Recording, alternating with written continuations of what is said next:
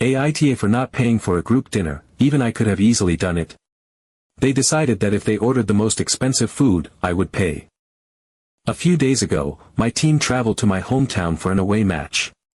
It was a big deal for me, not just because it was a competitive game, but because it was a rare opportunity to see my childhood friends. These were the people I had known since high school, the ones who had been with me long before I ever kicked a ball professionally. Life had changed so much since then, and while I had made acquaintances and teammates along the way, I always felt that these friends were the only people who truly knew me for who I was, not for what I had achieved. Being a professional soccer player comes with a lot of perks, but it also makes relationships complicated. Once people start seeing you as someone who is famous or rich, they start treating you differently. I had learned to be cautious.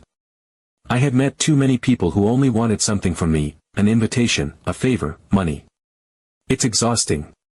But these guys? I trusted them. They weren't like that. We had all been excited to see each other.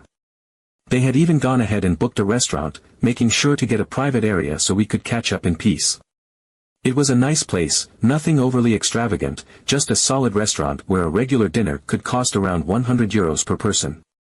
That was reasonable, nothing out of the ordinary. We had eaten there before, and I had no reason to believe this night would be any different. The dinner started off perfectly. The energy was great, and we picked up right where we had left off. The laughter, the inside jokes, the way we effortlessly fell into our old rhythm, it felt like home. They had cocktails while I stuck to water. I don't drink during the season, but I didn't mind watching them enjoy themselves.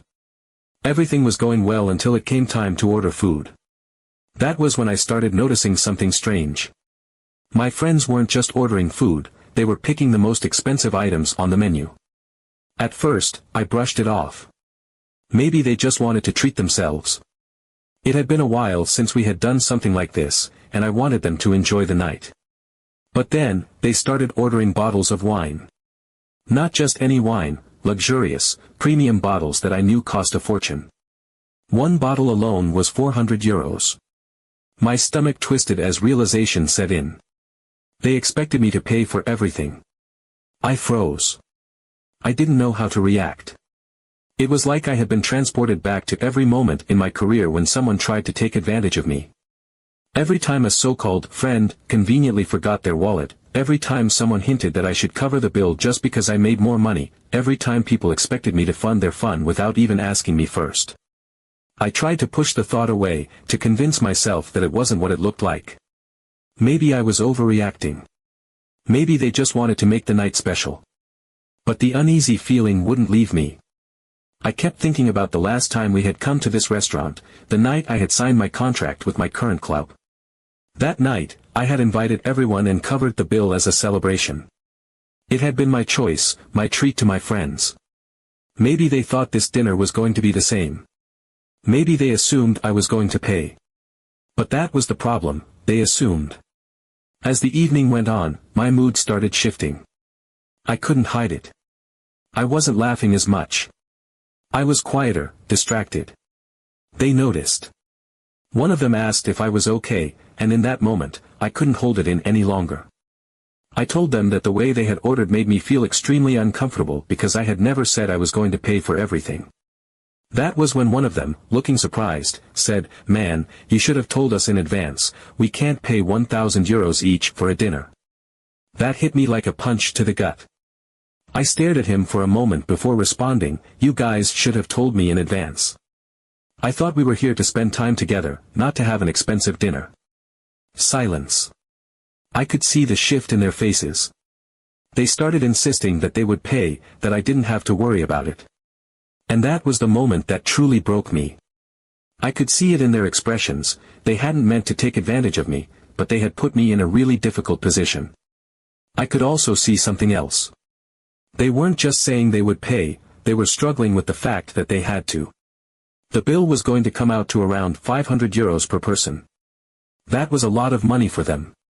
Most of them made around €1,500 a month. It wasn't impossible for them to pay, but it was a huge expenditure. One night, one dinner, and it was costing them a third of their salary. I didn't want to make them feel bad. I didn't want to make the situation worse. But at the same time, I couldn't just let this slide. I had to make them understand why this hurt me. I wanted to be with them because they were my friends, not because I was their rich friend who would always pick up the tab. The rest of the night felt different. We stayed calm, we were civil, but the energy had changed. The warmth was gone. We finished dinner, and when the check came, they paid their shares. Nobody argued, nobody tried to negotiate. They just handled it. When we left the restaurant, we said our goodbyes in a polite but distant way. They wished me the best for the rest of the season, and I wished them well too. But something had shifted. I could feel it. I don't know if things will ever be the same. Now, sitting here thinking about it, I feel awful.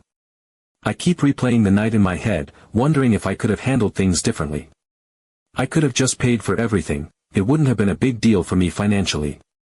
But would that have fixed the real problem? Or would it have just reinforced the idea that this is my role now, the guy who pays? I don't know. All I know is that I left that dinner feeling more alone than ever. Update 1.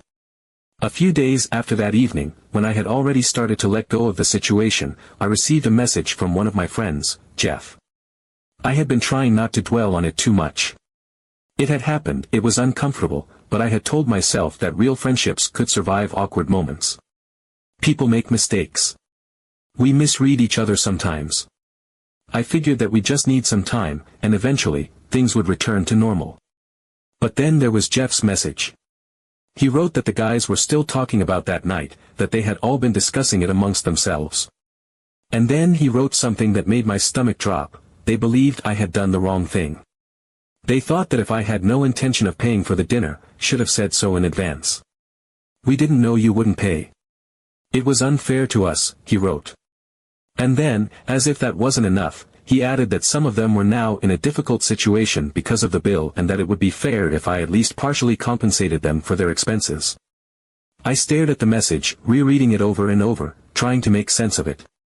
At first, I genuinely thought I had misunderstood. My mind was scrambling to find some way to rationalize what I was reading because, surely, this wasn't what it looked like. But the more I read, the clearer it became. They weren't just hurt or embarrassed about what had happened. They actually believed I had done something wrong. They thought that I had an obligation to pay.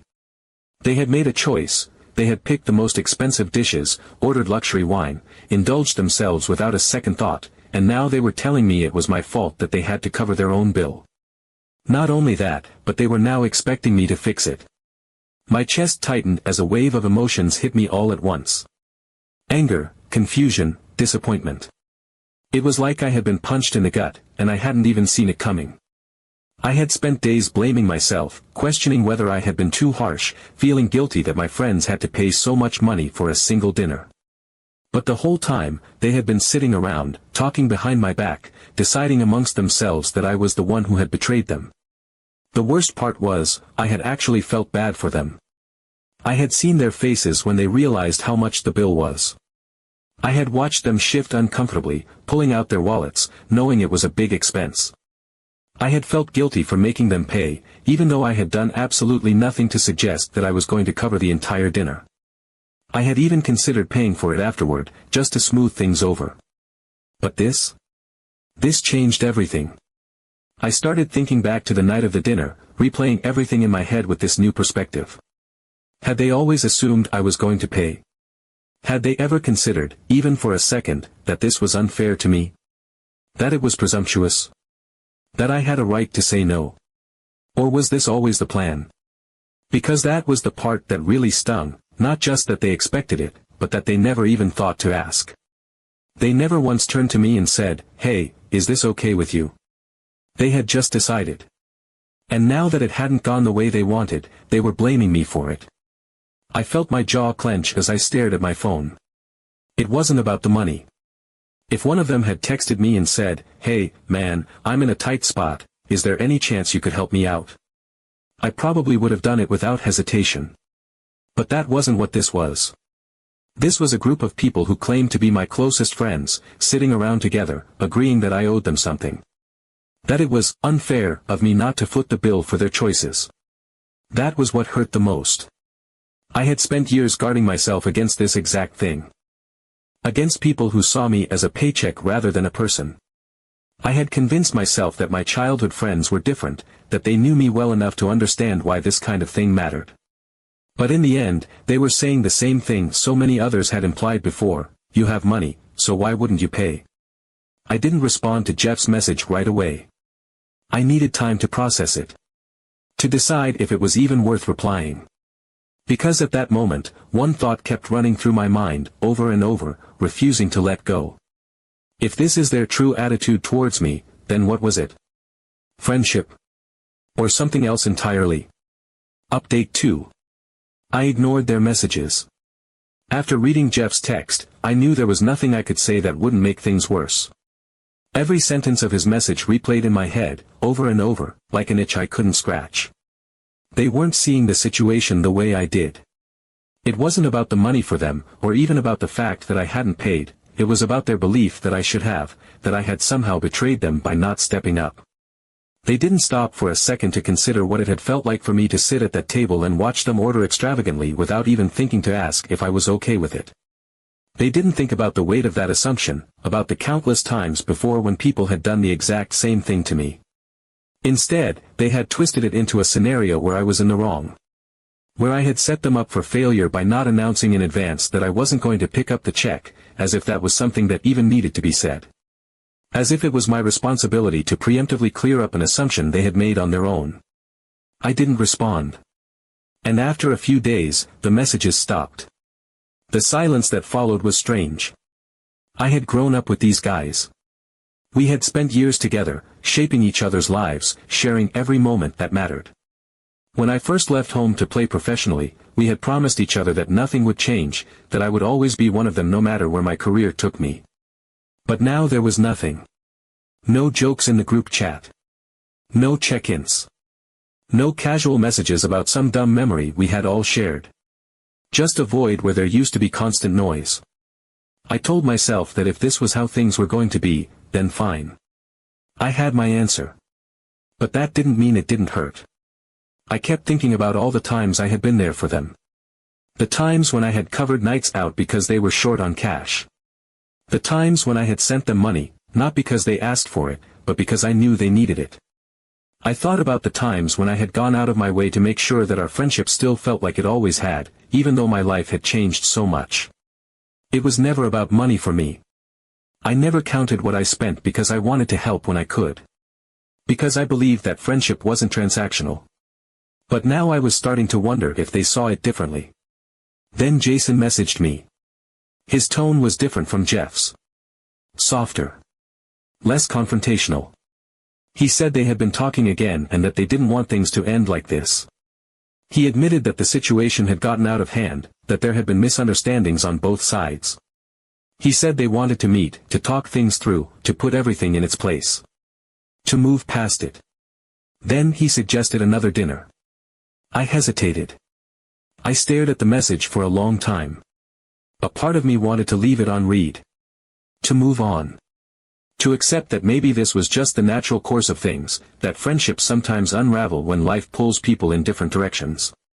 But another part of me wasn't ready to throw away years of history over one bad night. I wanted to believe that there was still something real underneath all of this. That maybe we had just lost our way for a moment and could find it again. So I agreed. We met at a different restaurant this time. It wasn't as fancy as the last one, but it was still a nice place. A good middle ground, not cheap, not extravagant. When I arrived, they were already there, sitting at the table, waiting. The energy was different from the last time. There was a stiffness, an underlying tension, but it wasn't hostile. Just cautious. We exchanged greetings, sat down, and started talking. At first, it felt almost normal. The conversation was polite, a little forced, but not unpleasant. They asked about my season, I asked about their lives. We danced around the real reason we were there, keeping things light, avoiding the topic we all knew was coming. It was the kind of surface-level catching up that people do when they're trying to ignore the cracks beneath them. Then the menus came. That was when I started noticing it again. The way they were ordering. It wasn't as excessive as last time, no luxury wines, no unnecessary extravagance, but they were still picking the most expensive items. The best cuts of meat, premium seafood, high-end appetizers. There was a pattern to it, a quiet repetition of the same mistake from before. Not as obvious, not as overtly manipulative, but still enough to make my stomach twist. It wasn't about hunger. It wasn't about taste. It was a message. They saw this dinner as a reconciliation. And they believed that, as part of that reconciliation, I would pay. I kept my expression neutral. I didn't say anything, didn't react. I let them order what they wanted, let the evening continue as if I hadn't noticed. The food arrived, the conversation carried on. It was better than last time, less awkward, more relaxed, but there was still something unspoken hanging in the air. A tension just beneath the surface. I waited until the end of the meal. When the waiter brought the bill and placed it on the table, I didn't move. I just looked at them, letting the moment stretch out. The silence grew heavier. Then Brian, who had been quiet the entire night, finally cracked. He exhaled sharply, leaned back in his chair, and said what they had all been thinking. That we didn't need to keep playing this game, that we all knew why we were here. I just smiled and then I said that everyone would pay for themselves, just like last time. They didn't expect that. Some of them laughed, but it was the kind of laugh that comes out when someone is caught off guard and doesn't know how else to react. Others just shrugged, acting as if it didn't matter. But it did. I could see it in the way their eyes flickered, the way they shifted in their seats. They had assumed I would pay. They had walked into this dinner believing that things would be put in place by me picking up the check, proving that there were no hard feelings. But I wasn't going to do that. This wasn't about money. It never had been. It was about respect. About understanding that friendship isn't supposed to come with a price tag. The bill was split, everyone paid. Some of them avoided eye contact. Others gave me a nod, as if acknowledging that they had miscalculated. No one argued, they paid. Update 3. The next day, I received a message from Jason. It caught me off guard. After everything that had happened, I had expected silence, a slow and unspoken drifting apart, the kind of ending that comes without confrontation but with the quiet understanding that things would never be the same. I had already begun to accept that our friendship had shifted into something I could no longer hold on to, something that had been chipped away little by little until it was unrecognizable. But instead of that expected silence, Jason reached out. His message was different from what I had prepared myself for. It wasn't defensive. It wasn't filled with justifications or half-hearted attempts to smooth things over without addressing the real issue. He said that after the dinner, they had all talked among themselves and realized that they had gone too far. He didn't try to soften it or make excuses. There was no attempt to shift the blame onto me, no passive-aggressive undertones, just an admission of guilt. He wrote that their expectation that I would pay for everyone had been unfair, and that it wasn't about the money itself, but about the way they had begun to see me. They had stopped looking at me as their friend and had instead begun seeing me through the lens of what I had, what I could provide, what I could do for them. He acknowledged that it wasn't intentional, but that it had happened nonetheless. And that wasn't how friends should treat each other. Reading those words, I felt something tighten in my chest. A mixture of relief and frustration. Relief that they had finally understood what I had been trying to say, that they had taken the time to reflect instead of stubbornly clinging to their initial reaction. Frustration that it had taken this long, that it had taken so much for them to realize what should have been obvious. That it had taken me drawing a hard line, twice, for them to recognize that friendships aren't built on unspoken debts and unreciprocated expectations. Then Brian messaged me too. His message was different, but it carried the same weight. He told me that this whole situation had made them think, really think, about how they had treated me. That in all the years I had been part of their lives, they had never stopped to consider the position I was in. They had never once thought about what it must feel like to constantly wonder if people valued you for who you were, or for what you could give them. He admitted that they had been thoughtless, that they had assumed too much without ever stopping to ask if I was okay with it. That they had gotten so caught up in the idea that I had more than them that they had forgotten that friendships weren't supposed to be about that. And then he suggested something I hadn't expected. He said they wanted to meet again. Not at another restaurant, not at some place where the bill would linger in the air like an unspoken contract. This time, they wanted to meet somewhere simple, somewhere money wouldn't even be a factor. They wanted it to be about what it should have been from the start, just us, together, without anything else getting in the way. I hesitated. Not because I didn't appreciate their words. Not because I didn't want to believe them. But because a part of me was still cautious. Words were easy. Apologies were easy. But change was something else entirely. I could still see the way they had looked at me at that first dinner, when the realization hit that I wasn't paying.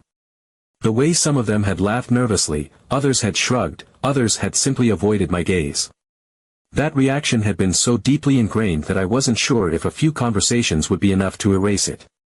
But I wanted to believe them. So I agreed. We met at an old bar, the kind of place we used to go to when we were still in school, back when life was simpler, before any of this mattered. It wasn't anything fancy, just a small, slightly worn-down place with dim lighting and a jukebox that hadn't been updated in years. The kind of bar that smelled like beer and grilled meat, a mix of nostalgia and familiarity. We took a booth in the corner, the same kind of spot we used to cram into back in the day, when all that mattered was that we were together. The vinyl seats were cracked, the wooden table was covered in old carvings from people who had been there long before us. It was the kind of place that felt like time had stopped. The atmosphere was different from the last two dinners. There was no tension, no lingering sense of expectation. Just familiarity. A quiet understanding that we were all trying, in our own way, to find our way back to what we used to be. We ordered simple burgers and beers. I stuck with my usual water, and for the first time, no one commented on it. No one joked about how I was the only one not drinking, no one tried to make it a thing. It was such a small detail, but it mattered. It meant that this time, they saw me, not just the version of me they had in their heads. The conversation started slow, like feeling out an old rhythm that had been disrupted for too long. But it wasn't forced.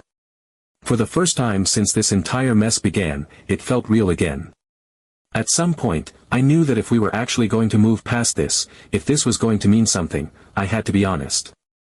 I told them everything I had been holding in, not with anger, not with bitterness, but just the truth. I told them how it had made me feel to sit at that first dinner and realize they expected me to pay. How it had made me feel to receive Jeff's message afterward, shifting the blame onto me, making it seem like I was the one who had wronged them. How, for years, I had gone out of my way to make sure our friendship never felt transactional, only to realize that they hadn't been as careful about that as I had. I told them that I still cared about them, that I still wanted to be their friend, but that I couldn't keep doing it if they only saw me as a source of money instead of as an equal. They listened. This time, I saw something in their faces that I hadn't seen before. Real remorse. Not just guilt, not just the uncomfortable awkwardness of being caught in a mistake, but understanding. A genuine recognition of what they had done and why it mattered. Brian, always the one to break the tension, smirked a little and asked if they were supposed to start inviting me to dinner now, to make up for everything. The joke landed exactly how he intended, cutting through the heaviness, pulling us all back into the kind of humor we had always shared. And for the first time in weeks, we all laughed. Not the uncomfortable kind, not the forced politeness that had hung in the air at the previous dinners. A real laugh. The kind that reminded me why I had fought for this friendship in the first place. The kind that made me believe, if only for a moment, that maybe this time, things really would be different. When we left the bar, I felt something lift. Not because everything was magically fixed. Not because we had erased what had happened. But because we finally understood each other. I no longer felt used. And they no longer thought my friendship was measured in money.